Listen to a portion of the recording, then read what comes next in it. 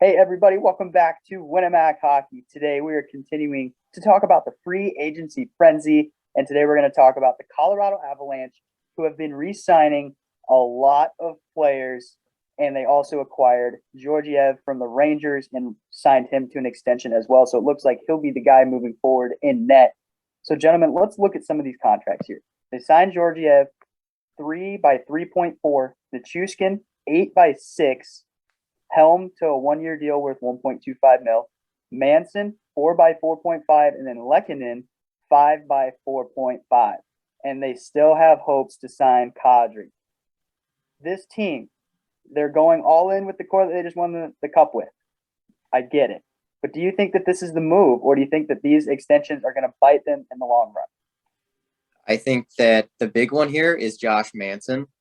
4 years at $4.5 million. Keep the change. That is a great contract. I don't like the guy. I think he is a scumbag on the ice. But when I think about that cup run, Josh Manson was involved in a lot of it. So I think that getting him back is huge. I think he should play top minutes for them because he's just that good. He's just that much of an impact player. Georgiev is not a great addition. He's a backup goalie, a glorified backup goalie who's going to keep playing like a glorified backup goalie in Colorado. And I think that Nichushkin is a big oversign. 8 years at $6.125 million.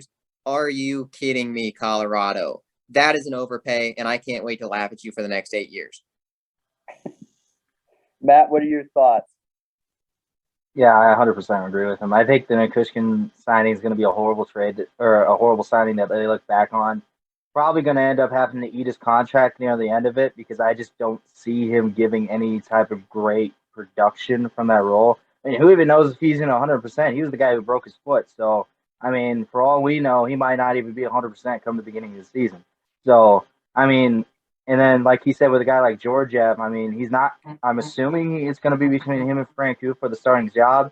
They're probably giving him this extension to be the starting goaltender. I just don't see it because, and there's been people who was talking about, well, Kemper, when he came over here, he wasn't proven. He was starting in Arizona before he came into the lineup, and they traded for him and sent him in here and played it, and then he played well for them. But a guy like Georgiev, he's been backing up Shesterkin there New York this whole time. And when he got his chance to shine before Shesterkin came in, he didn't play well. So when you're bringing in a guy like that, unproven, maybe a change of scenery does something, but I doubt it because he really hasn't shown anything that screams starting goaltender. And a guy like Josh Manson, I agree. He is a good defensive defenseman, can give you some offensive capability there. He's been really good for them.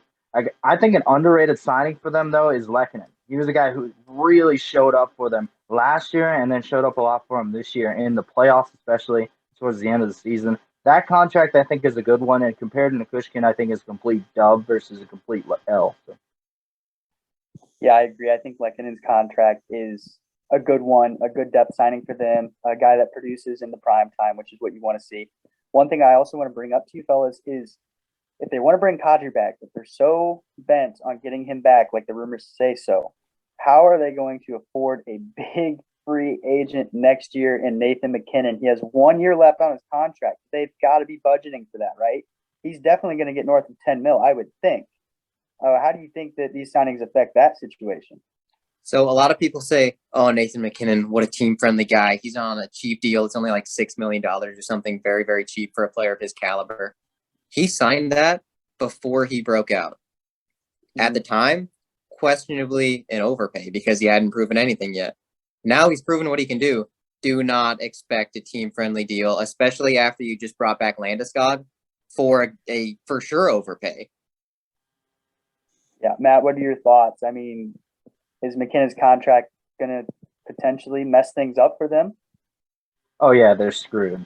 I think this Nichushkin thing, this signing is going to look back, and it's if they lose MacKinnon next season after his contract ends, everybody in the locker room is going to be looking at Nichushkin and giving him the middle finger because they're like, why did you sign that? Because I feel like that contract is going to be something. As crazy as it sounds, I mean, $6 million for a guy like that who's probably at best going to play second line for you is like it's just an overpay. It'll always be an overpay, and it's just way too much money, and it's going to end up hampering you. And it's going to show with a guy like McKinnon that might walk out the door because he's not going to want to take that friendly deal, like Jake said, and he's going to want to get paid. And Colorado's really handcuffing themselves, and I don't think they're going to be able to afford it come next season.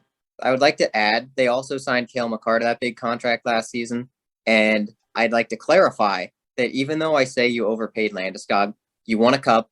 Sometimes you have to overpay a player to get a cup, and it's going to hurt you in the long run, but it's going to feel real good in the short run. And it felt real sweet when they won the Stanley Cup. So I do want to clarify that I'm not trying to clown the Avalanche, but it's not going to be a great contract. Mm-hmm. Absolutely. So, fellas, I know that some Colorado fans aren't going to like what we had to say, but the cap is part of the game here in building a team. And unfortunately, the Avalanche are walking straight into what happens when you win a Stanley Cup, and that's players who want to get paid. And unfortunately, they had a lot that had some contracts run out on them. So we'll see how these decisions play out. And if you're still with us, please let us know in the comments below what you think of these contracts, where there's some overpays, where there's some good contracts like Josh Manson. Do you agree with us there? We'll see you next time on Winamac Hockey.